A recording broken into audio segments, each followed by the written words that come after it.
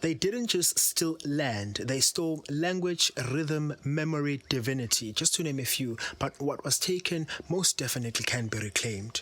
Sawubona to you, sawubona to yours. From one great spirit to another, Ngingutulane Malevu, welcome to Ubizo. This is not a show, it is a sound, it is a memory, a flame flickering in the dark parts of your soul, waiting to be seen again. There was a time when we knew who we were, we knew where we came from, we knew that to be black was to be divine, to walk barefoot on the soil of Mzansi and hear the heartbeat of their ancestors echoing in the caves, rivers and the sky. Then came the storm, and with it, the theft. Not just of land, but of language, of names, of knowing. They took our Ubizo, our sacred call, and replaced it with silence. They took our stories and told them back to us in foreign tongues with foreign gods on stolen pulpits. They colonized the spirit and then told us to pray for freedom to the very same God they used to chain us. How dare they? How dare they indeed? Because when the colonizers came, they had the Bible and we had the land. They said, let us pray. We close our eyes, and when we open them, they had the land and we had the Bible. These are words I'll forever cherish by Jomo Kenyatta.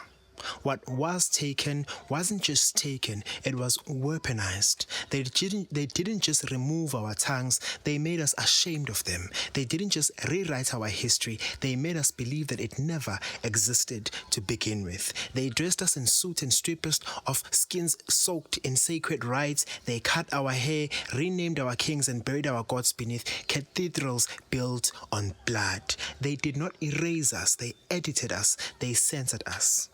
They turned our memories into museums and our power into pulpits that they still control. And we, unknowing, continued the theft by raising our children without the fire. Uthando lwasendulo lufile, kodwa imiphefumulo iyakhala.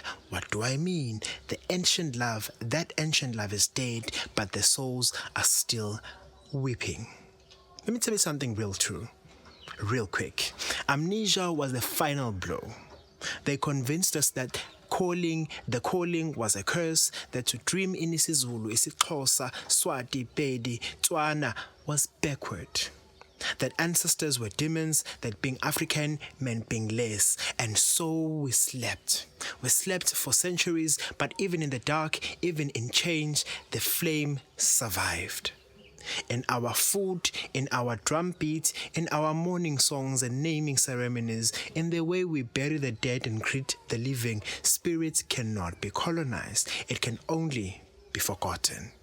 But what is forgotten can also be remembered. Isiko alifile, liyalala. Tradition is not dead, it is only asleep. Now we remember.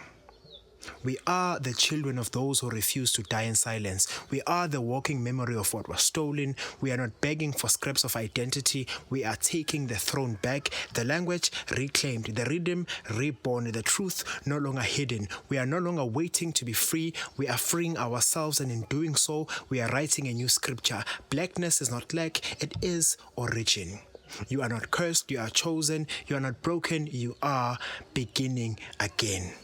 Children of Alkebulan, this is your summons to remember what was stolen, to reclaim what was buried, to rise in what was denied, speak the names they tried to kill, tell the stories they tried to burn, reignite the fire they tried to drown in doctrine. You are the walking revenge of your ancestors, the prophecy that refused to die, the sunrise that cannot be colonized. Don't just recover, return fully.